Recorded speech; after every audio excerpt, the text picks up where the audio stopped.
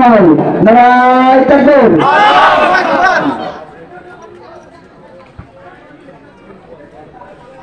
أعوذ بالله من الشيطان الرجيم بسم الله الرحمن الرحيم لقد كان لكم في رسول الله أسوة حسنة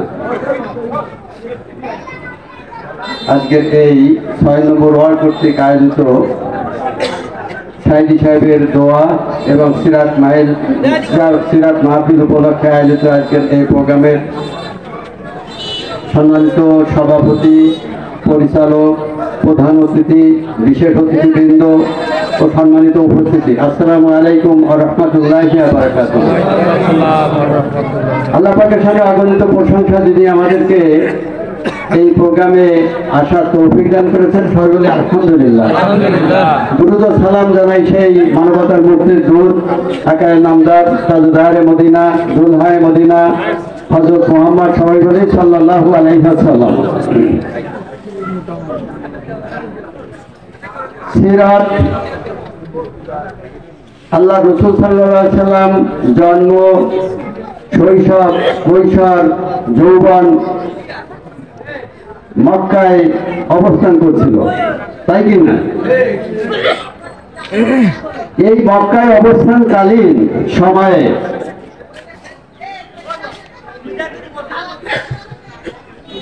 আলামিন উপাধি ছিল কারা? কাফেররা, মুসলমানরা। কাফেররা। আর সাদিক উপাধি ছিল কারা? কাফেররা, কাফেররা। তা আমরা রাসূল সাল্লাল্লাহু আলাইহি ওয়াসাল্লামের জীবন আদর্শ শুনতে রাজি, কিন্তু বাস্তবে মানতে রাজি না। বলতে পারবেন যে এরকম আমরা রাসূল সাল্লাল্লাহু আলাইহি ওয়াসাল্লামকে আদর্শ বা যে উপাধি দিয়েছিলেন কাফেররা, আমরা সেই আদর্শ কি নিজেরা লালন পালন করতে পারতেছি? রাসূল সাল্লাল্লাহু আলাইহি ওয়াসাল্লামের জীবনের ভিতরে রয়েছে আমাদের জন্য উত্তম আদর্শ।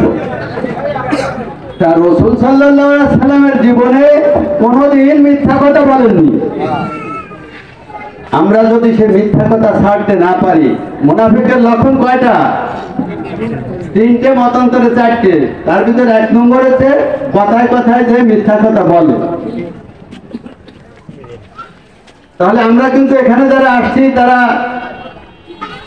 জান্নাতে যাব এই দাবিদার, তাই কি না? কিন্তু আমাদের চরিত্র যদি রাসূল সাল্লাল্লাহু আলাইহি ওয়াসাল্লামের চরিত্রের বিপরীত হয়, তাহলে কি জান্নাতে যাওয়া সম্ভব? এরপরে আরেকখান হাদিস বলি আপনাদের সামনে, সেটা হচ্ছে আল্লাহর কসম, ওই ব্যক্তি কখনো মুমিন নয় যে তার নিজের জন্য যা পছন্দ করবে তার ভাইয়ের জন্য তাই পছন্দ করবে। তা যদি পছন্দ না করে তা সে কি মুমিন নয়।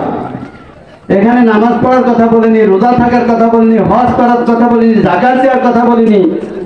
এখানে কি বলেছে যে আমি যা আমার জন্য পছন্দ করব, আমার ভাইয়ের জন্য ঠিক তাই পছন্দ করব। তা যদি না করি তাহলে কি আমি নামাজ পড়ি, রোজা থাকি, হজ করি, যাকাত দিই, আমি মুমিন না। বাটাকার রাসূল সাল্লাল্লাহু আলাইহি ওয়াসাল্লামের বাটা। আর এইটা যদি আমরা মাইনে চলতে পারতাম, তাহলে কি এই সমাজে বিশৃঙ্খলা সৃষ্টি হতো? বুঝতে হবে যে আমরা কোথায় আছি। এরপরে সাইদি সাহেবের কথা বেশি কিছু বলবো না, তবে উনি যে সমস্ত কথাগুলো বলে গেছে আমার মনে হয় যে আল্লাহর পক্ষ থেকে ওনার কাছে ইলহাম হয়েছিল। সব কথাগুলো বাস্তবে খাটে যাচ্ছে কিনা? আর বেশি কিছু বলার দরকার নেই। ওনার জন্য, ওনার জীবন সম্পর্কে ওনার কথা পকেটে আছে, আছে কিনা? যার যার মোবাইল পকেটে আছে, বাড়ি আছে, রাস্তাঘাটে আছে, দোকানপাটে আছে, বাজার ঘাটে আছে, সব জায়গায় আছে না? তার ভিতর আমার কাছে কেমন যেন মনে হয়েছিল আল্লাহ রাব্বুল আলামিন এই আল্লামা দেলোয়ার সাইদের কাছে ইলহাম আসছিল, যে কথাগুলো বলে গেছে তা অক্ষরে অক্ষরে আমাদের এখন পালন মানে তা বাস্তবে দেখা যাচ্ছে।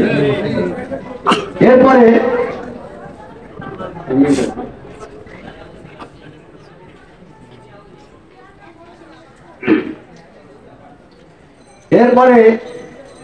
রাসূল সাল্লাল্লাহু আলাইহি সাল্লামের জীবন হুজুর ভাই বলে গেছেন, জীবনটা শুধু মক্কি জীবনেই সীমাবদ্ধ নয়।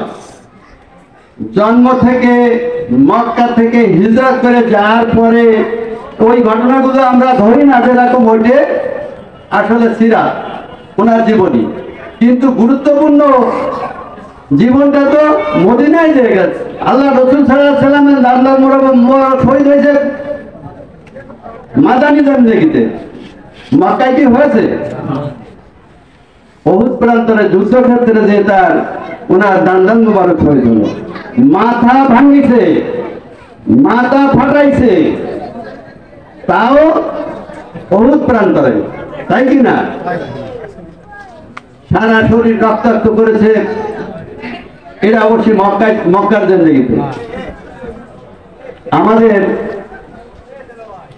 আল্লাহর জমিনে আল্লাহর দিন প্রতিষ্ঠা করার জন্য আল্লাহ রাসূল সাল্লাল্লাহু আলাইহি সাল্লামকে আল্লাহ রাব্বুল আলামিন বলেন, হে বন্ধু, তোমার দান মোবারক শহীদ হয় হোক, তোমার মাথা ভেঙে যায় ভাঙো, কিন্তু আমার কাছে তোমার থেকেও আমার এই দিন প্রতিষ্ঠাটার দিনটা আমার কাছে বড়, এটা তোমাকে প্রতিষ্ঠিত করে যেতেই হবে। দুঃখ করে না, কষ্ট পেয়ে না, আমি তোমার সাথে আছি, কিন্তু আমার এই জমিনে যেহেতু তোমার পরে আর কোনো নবী আসবে না, আমি পাঠাবো না, এজন্য দিন প্রতিষ্ঠার কাজ কোন কায়দায় করতে হবে, কত নির্যাতন হতে পারে, কত জুলুম নির্যাতন আসতে পারে, কত প্রতিকূল পরিবেশের ভিতর থেকে এগোতে হবে, তা তোমাকে দিয়ে দেখিয়ে যাব। তোমার রেখে যাওয়া এই দিন যেন আর তোমার পরবর্তী উম্মত যারা আসবে তারা যেন এইভাবেই দিন প্রতিষ্ঠার আন্দোলনে আত্মনিয়োগ করে। সর্বশেষ কথা, আমার সময় শেষ, সর্বশেষ যে কথাটা বলতে চাই, নামাজ পড়া যেমন ফরজ, রোজা থাকা যেমন ফরজ, হজ করা যেমন ফরজ, যত ফরজ আছে এই দিন প্রতিষ্ঠার কাজ করাটাও ফরজ। এইটা আমাদের কাছে, আপনারা যারা বয়োজ্যেষ্ঠ আছেন, ফুরফুরা শরীফের পীর সাহেবরা বলতেন স্টেজে উঠেই, জামাত ইসলাম করা হারাম হারাম হারাম, আপনারা শুনেছেন না? সেটা সে আমানিশা দূর হয়ে গেছে। এখন প্রকাশ্যভাবে আপনাদের জানা উচিত এটা ফরজ, আর এই ফরজ কাজ গরজ করে করতে হবে। এই আহ্বান রেখেই আমি আমার সংক্ষিপ্ত কথা শেষ করছি। আমা তৌফিক ইল্লা বিল্লাহ। আসসালামু আলাইকুম ওয়া রাহমাতুল্লাহ।